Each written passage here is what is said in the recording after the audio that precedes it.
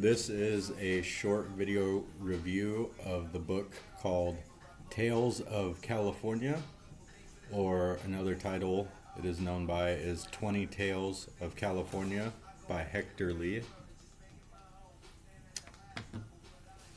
It is a rare collection of Western stories by Hector Lee, 150 pages, and it's pretty self-evident. There's 20 chapters or 20 stories. I'll give the introduction of the book right now. Here it is. These stories are drawn from folklore and from local history of California.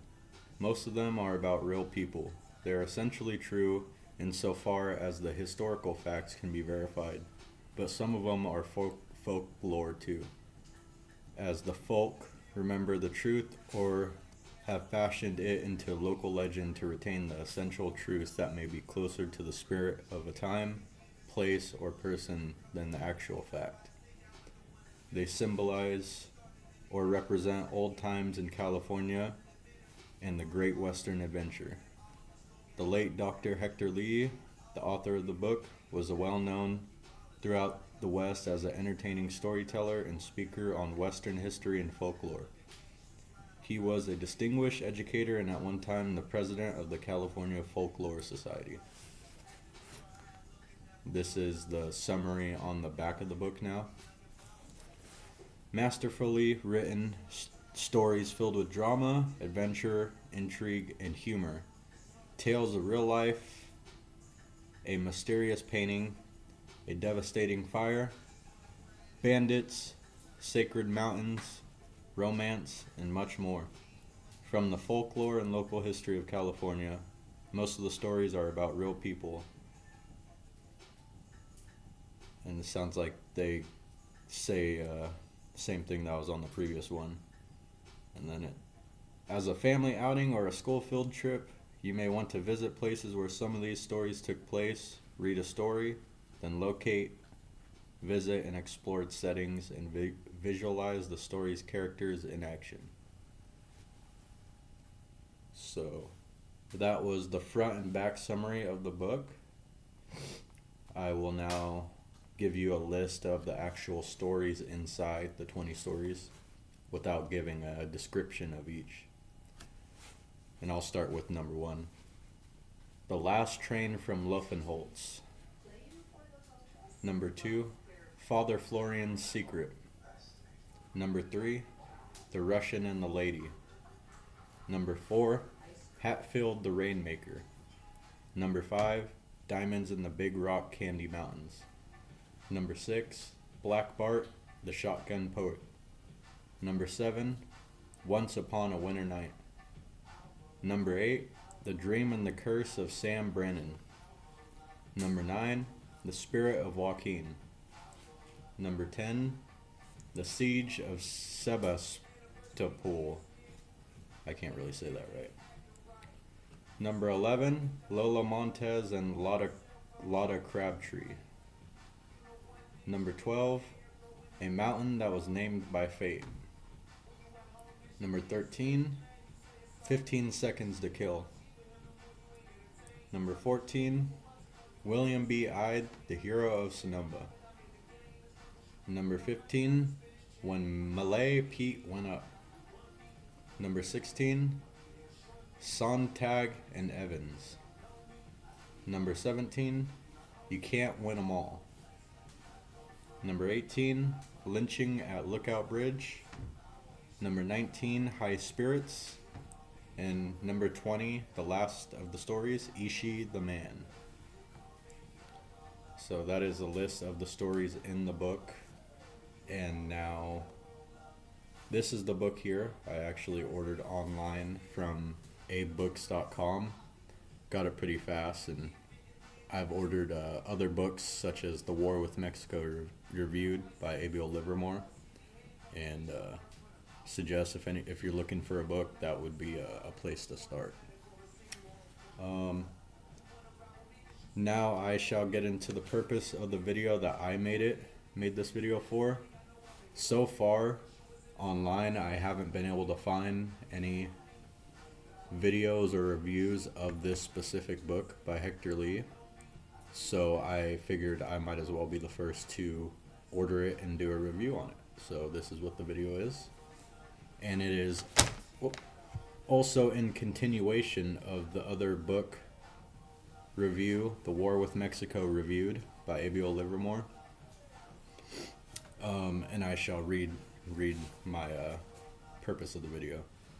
The author of The War with Mexico Reviewed, Minister Abiel Livermore, a well-educated and religious American reformist, wants readers and Americans to look at these stories in California and their historical Western novels, the stories, in perspective of the crime and unjustness of the war with Mexico, its effects on our principles and people, and how they contrast to the true Christian state and free nation which we were designed to be. And I will refer to the quote that I am talking about specifically here from that book in reference to the tales of California life, early California life. It is unnecessary to go into California with like testimonies. It is assumed that nothing but outrages and barbarities could be expected in such a distant region from the national government, to where laws could be broken with impunity and justice evaded. Many acts of the war were contrary to the laws of nations and the Constitution and our treaty with Mexico. A system of tariffs and taxes in the new territory on the inhabitants, pledging hostility to those who rose to shake off their control, the occupation of a foreign territory without the consent of the governed, were no acts that could be recognized by the laws of nations, however it might be sanctified by the bloody coat of Mars, that Roman war code. The invasion of California by Jones and Stockton without approval of Congress and before a treaty could be made were contrary to the Constitution and to the treaty with Mexico. There are provisions to repel invasions but not to make them. Eminent statesmen had worded their opinion stating the president had brought himself to the perils of an impeachment by such an act. The conquest of California, Mexican territory, with the connivance, if not the aid of the national government, was contrary to the laws of nations and the Constitution. The territory we see here, California, was as much robbed and stolen from its owners, Mexico, as his booty is extorted from a traveler by threat of arms. We beat, we threatened, we coaxed Mexico to do what was against its interests and desires. Can such treasures, then gained, carry a blessing to their possessors? The ancient saying may now be fulfilled. He granted them their request, but he put leanness onto their souls. Who that reviews the violent and fraudulent means employed to revolutionize and conquer California? Who that reads the history of the nations who have abounded in the precious metals? Who that reads the tales of California life thus far developed could look with honest complacency on the gold coin stamped with that appellation? I actually have a gold coin of the California for our viewers.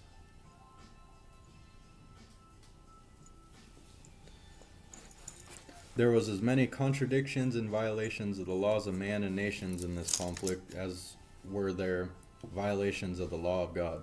Had both sides been truly convicted on the means of peace, not a single shot would have been fired, nor Texas had been annexed, but other counsels prevailed. Nor would have cities with names such as Beautiful Sight, Good View, or the Sacrament ever raised from their innocent obscurity to become horrible names of battles and battlefields between two Christian nations.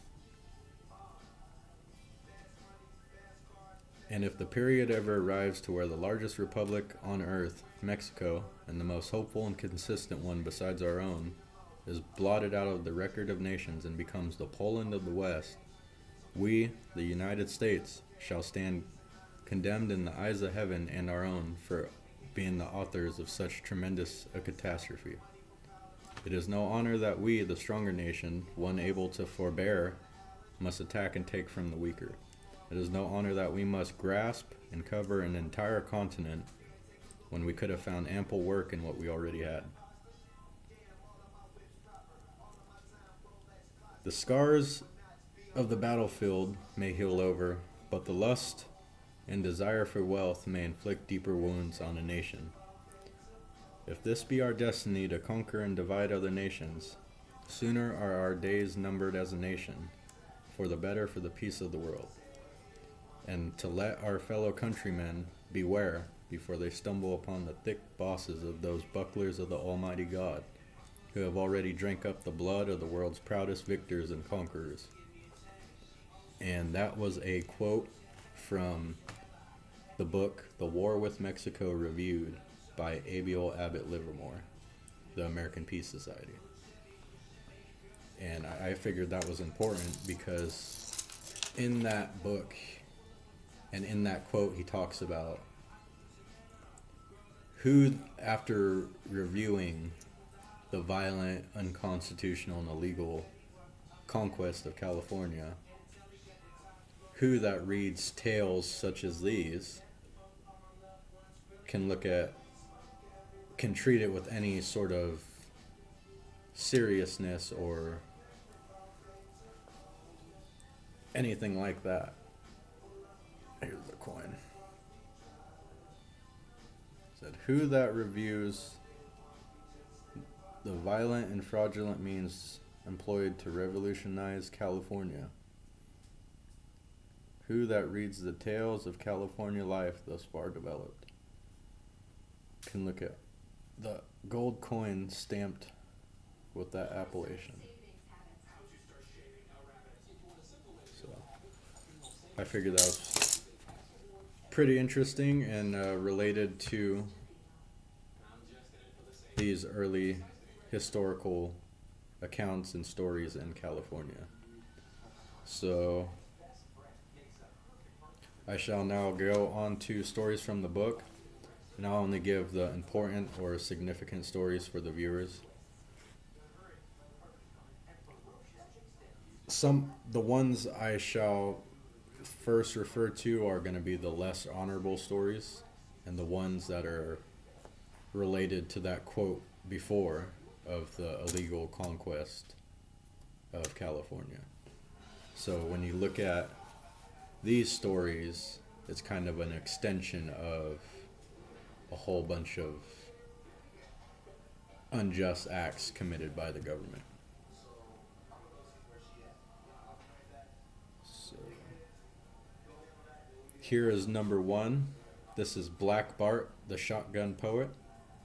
And the description of that story is, there is a legend about this California bandit who never hurt anybody, but didn't make much money at his trade.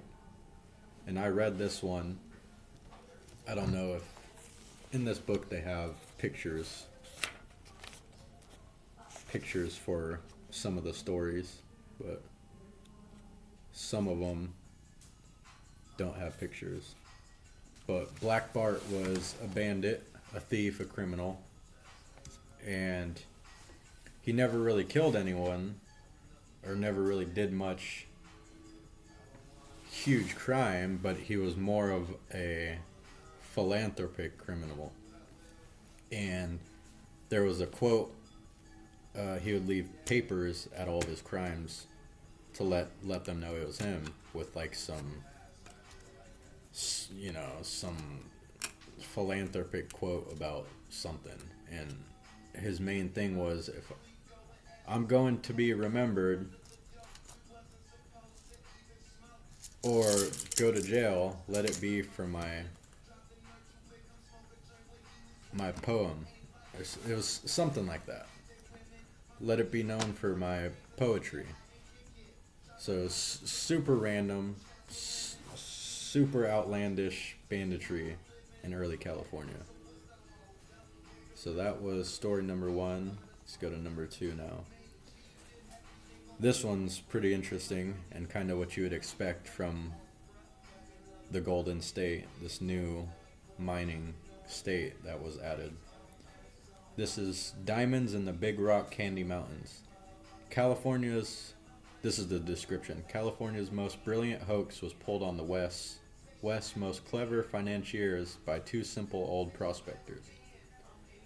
And so what it was is two prospectors that owned the land decided to pull a quick one and see if they could inflate the land, the value of the land, their mine, by placing gemstones and gold inside a mine area to trick the surveyors.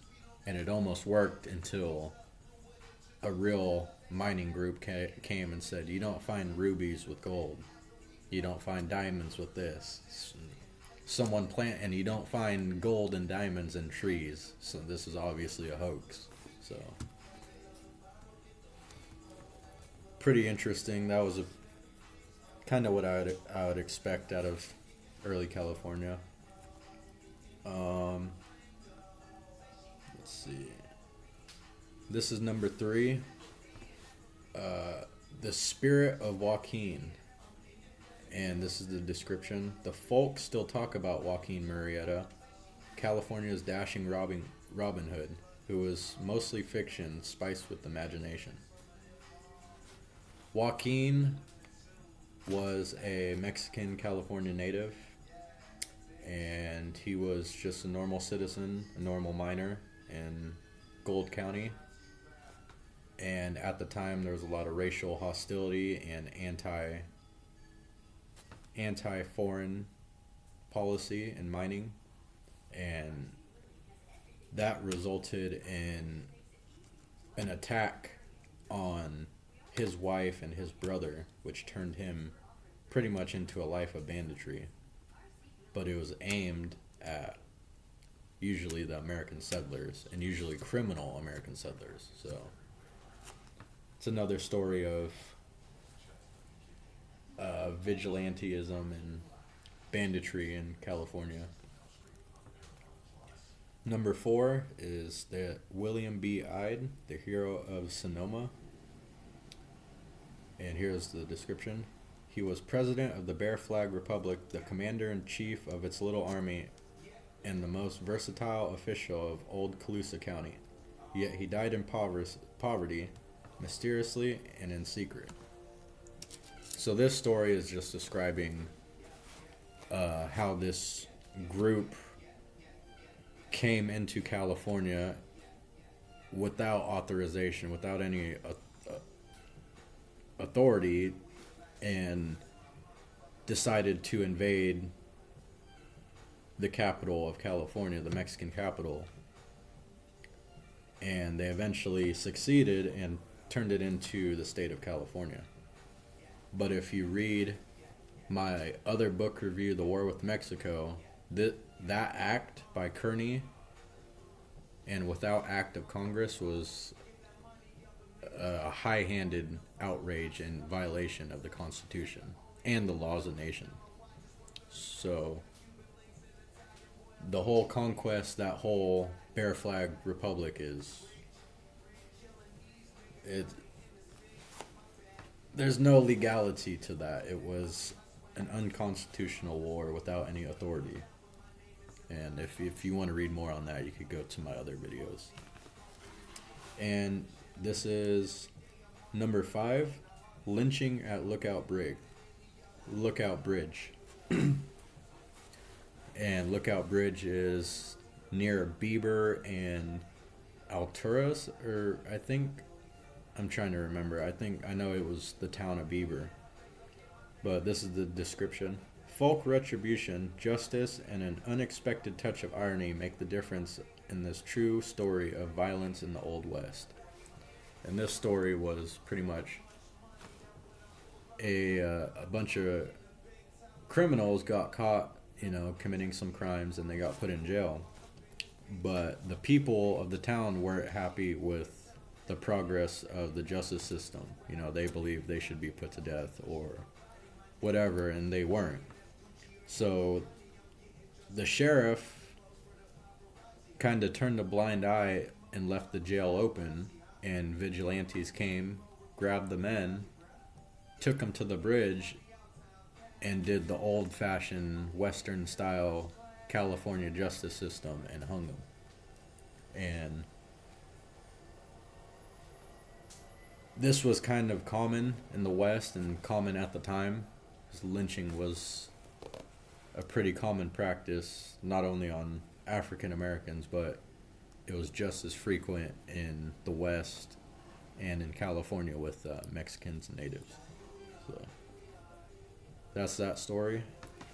And this is the last of the lesser honorable stories that I have for review. This one is You Can't Win 'Em All. And another, it's a good angel, bad angel. And the description of this is here. A good angel and a bad angel gambled, and the stakes were Dr. John Marsh. He is a huge figure in the gold rush. And the squire from east of Mount Diablo. So this story is pretty interesting, and it's kind of a good angel and a bad angel making a bet over if human greed is greater than human compassion, if humans are good or not. And they took a guy from California, a very prominent, very rich man, and they're kind of just saying, let's take a bet. I'll do good things for him, see if he appreciates it, then we'll do bad things. And you'd have to read the story. It's pretty interesting. But at the end, the bad angel wins, and Dr. Marsh dies of poverty and is actually killed by his hired mining laborers on his lands, on his claim. So kind of a tragic story, tragic end of a story there. And to turn the page and uplift the spirits a little bit, these are more honorable stories, so kind of funny or interesting historical stories in the book. Whoops, this fell over.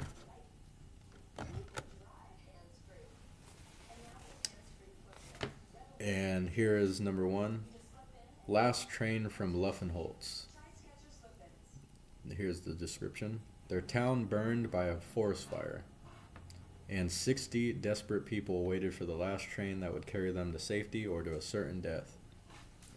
Luffenholtz was a town in Humboldt, I believe, and it was a very small logging community, I think, logging or mining, and a fire broke out and completely engulfed the whole town. And if it wasn't for the train that was docked at the train station and for the compassion that was in the driver of the train, they all would have died.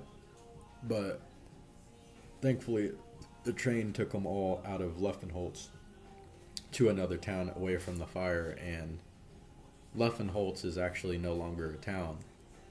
It's completely gone. I don't even think they tried to rebuild it.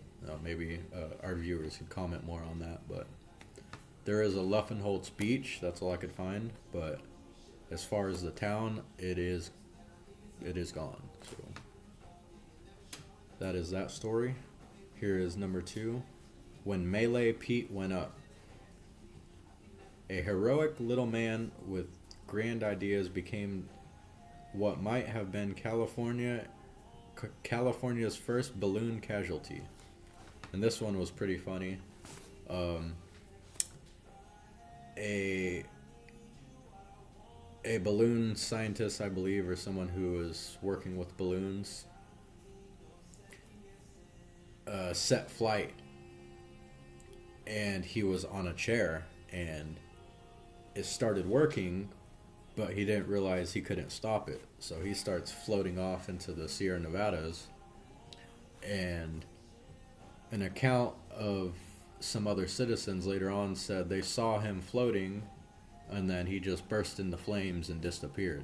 And so they assumed he passed away or whatever. But it turns out the dude a few days later comes walking into town, and he said, I'm alive. Not only am I alive, when I fell into a river, and then a whole bunch of gold miners came and got me, found me, and then I started gold mining.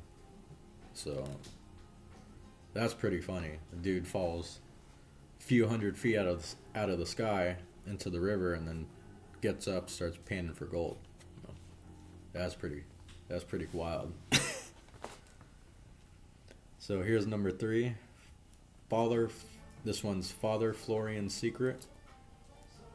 Sawyer's Bar was a rough and tumble mining camp in the 1850s until the little padre of Paradise Flat came with his secret bundle.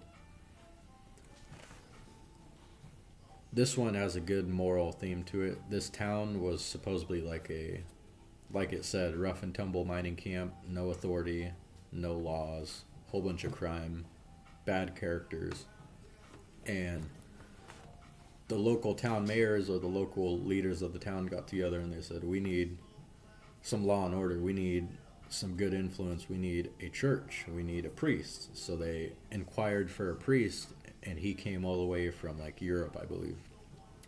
Came to the town and had this big old bundle on his back.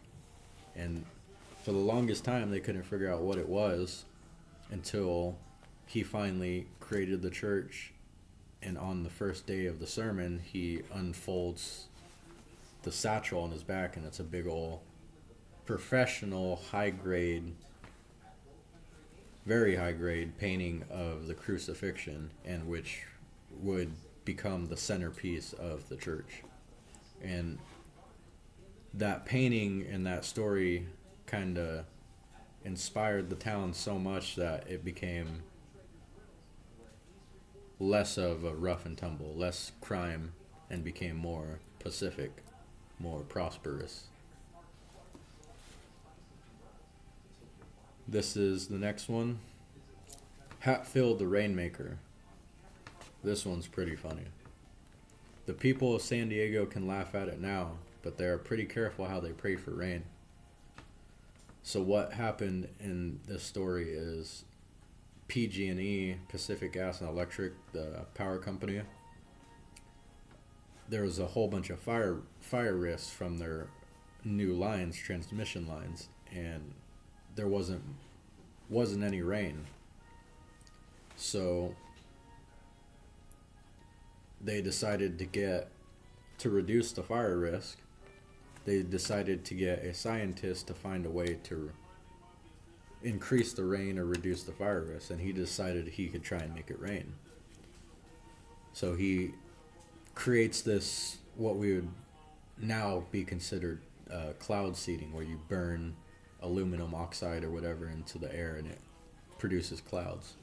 Anyways, he did this, it worked, and then he tried it on a larger scale in San Diego and flooded a whole bunch of towns. And the moral of the story is PG&E found out how to make it rain, and San Diego got their rain. So kind of a funny story there. Never heard of those stories, so I'm kind of glad I got this book and doing the review, because some of these are hilarious. And that was it on the review. I don't want to give too many more stories, because I'm going to leave the rest for our viewers and for people who order the book. I believe it was $10, pretty cheap. I couldn't find it for free online anywhere or any PDFs, so unless you watch this video or order the book, you're going to have to... That's the only way you're going to find the book, be able to read it. And I will close the video with a good quote and opinion for our viewers. It is generally aimed at the American audience. Albert Gallatin, and this is a eminent statesman in the United States at the time of the Mexican War of 1846, declared this as our true destiny in the United States. The true destiny of this country was this: your mission was to be a model for all governments and for all other less favored nations, to adhere to the most elevated principles of political morality, to apply all of your faculties to the gradual improvement of your own institutions and social state, and by your own example to exert a moral influence most beneficial to mankind at large. Instead of this, an appeal has been made to your worst passions, to cupidity, to the thirst of unjust aggrandizement,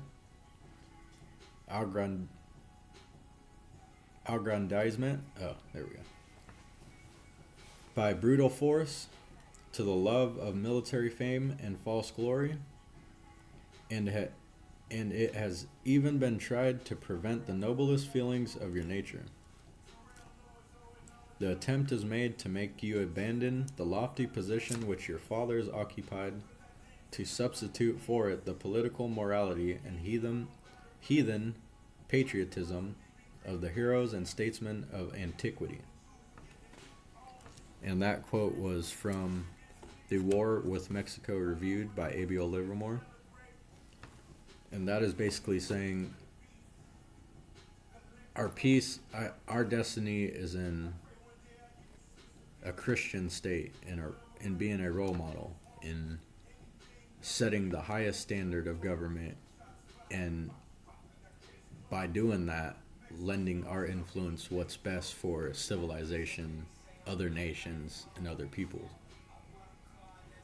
It's not in wars or conquests. It's not in the speculation of precious metals like gold. And it's not in attacking the weaker or attacking our neighbors.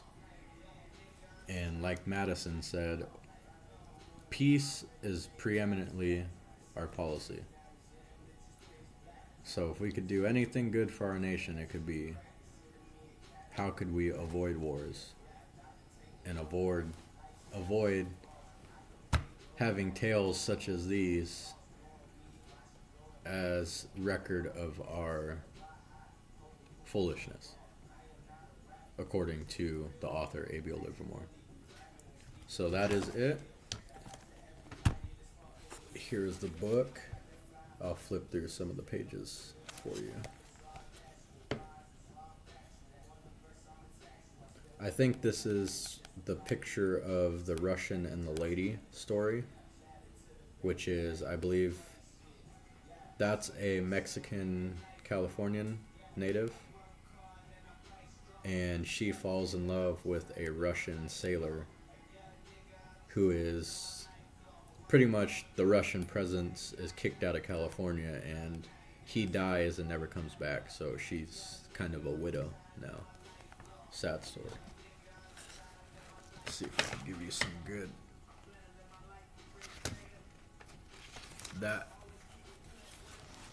That is the Fire of Luffenholtz. That's the train with the passengers leaving. Some good art in this book, so that's pretty interesting to look at too. Father Florian with his satchel, his painting.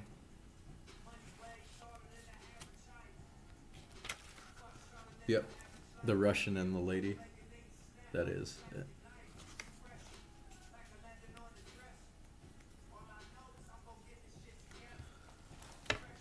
Diamond and Big Rock Mountain.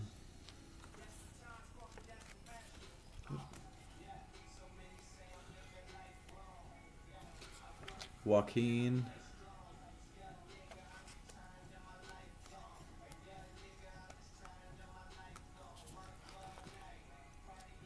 And if you're lost on my other quotes on the war with Mexico, you would have to, I would refer our viewers to go watch that video, and you'd have a better understanding of kind of what I'm talking about when I'm giving those quotes.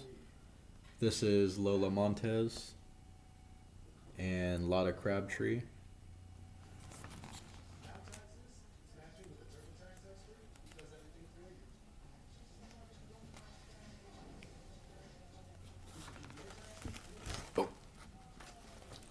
A bear flag. William B. Ide, hero of Sonoma. Let's see if I can get closer. That's the bear flag right there.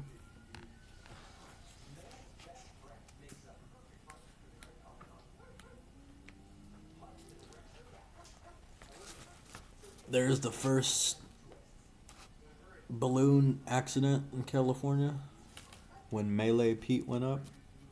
Just a dude on a chair floating away.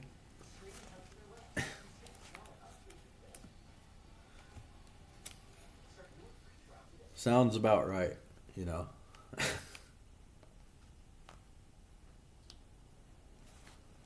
There's the good angel, bad angel. I would suggest readers to read that one. That's pretty interesting. This one's pretty ominous. I know when I saw it, I'm like, whoa, this one's going to be crazy. So this is the lynching at Lookout Bridge. If you could see in the water, there's a reflection of the people that were hanged. So that's pretty gnarly. It's not the greatest example of our justice system.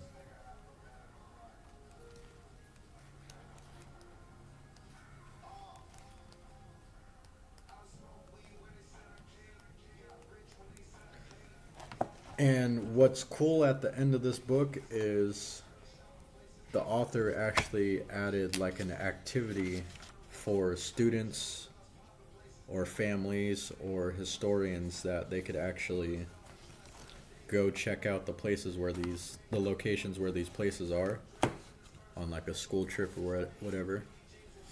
And they actually have activities like questions. I'll take an example. This is Diamonds in the Big Rock Candy Mountains. What personal characteristics helped make Mr. Arnold and Mr. Slack successful swindlers? So it's just questions that you could have the students read and then have activity on it afterwards. So that's pretty cool. I like how the author added that. So yeah, I figured I would be the first to review this book since I could not find it anywhere.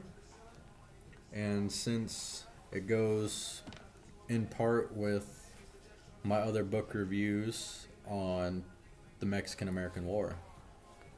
So, I'll give a California coin right there.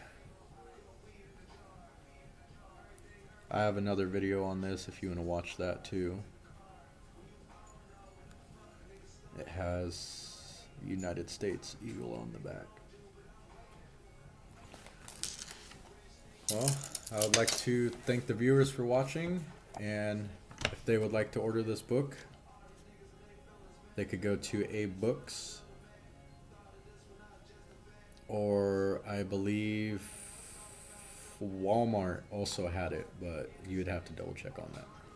So I forgot to add in the previous video that I had some additional stories of California, not in the book, The Tales of California, but just some that I added that I think the viewers would be interested in. I have a video on this one already. This is The Squatter and the Don. This is describing early California life on the Mexican side and how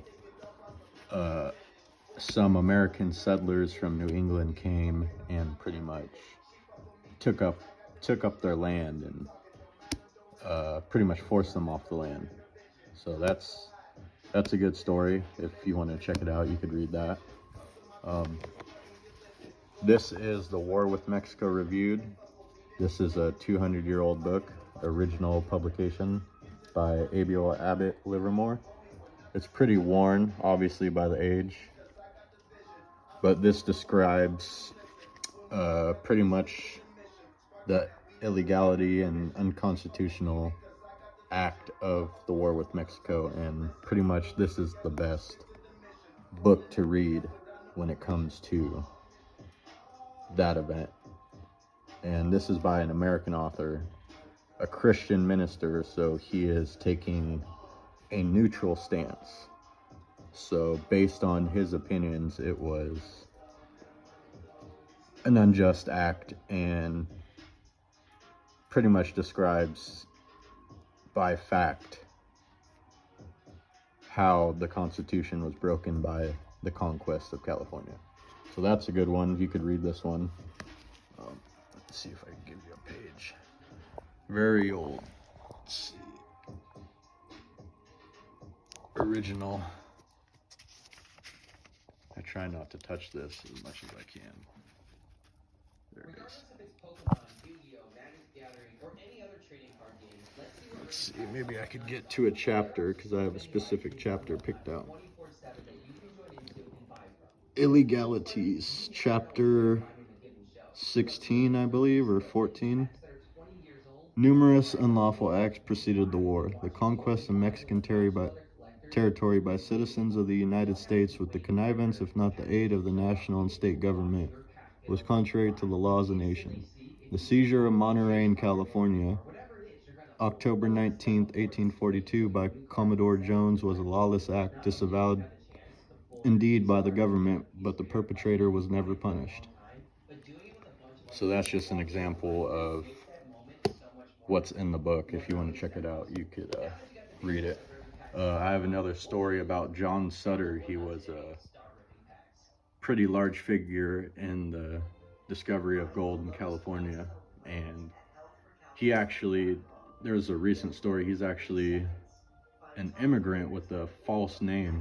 His real name is like John Suter or something like that, and he actually was a fugitive, had a whole bunch of debts, and they ended up reclaiming the land because of his debts. So that's another interesting story. As far as the stories and books, that is the end of what I have, but there's another movie I have. It's not necessarily in California, but it is about the new territories gained from the war with Mexico, and it's during the time period of the Civil War. So pretty interesting movie. It's called Kelly Alvarez, and it's about a Mexican rancher that gets a contract with the Union Army to deliver some cattle and beef to the Union side, and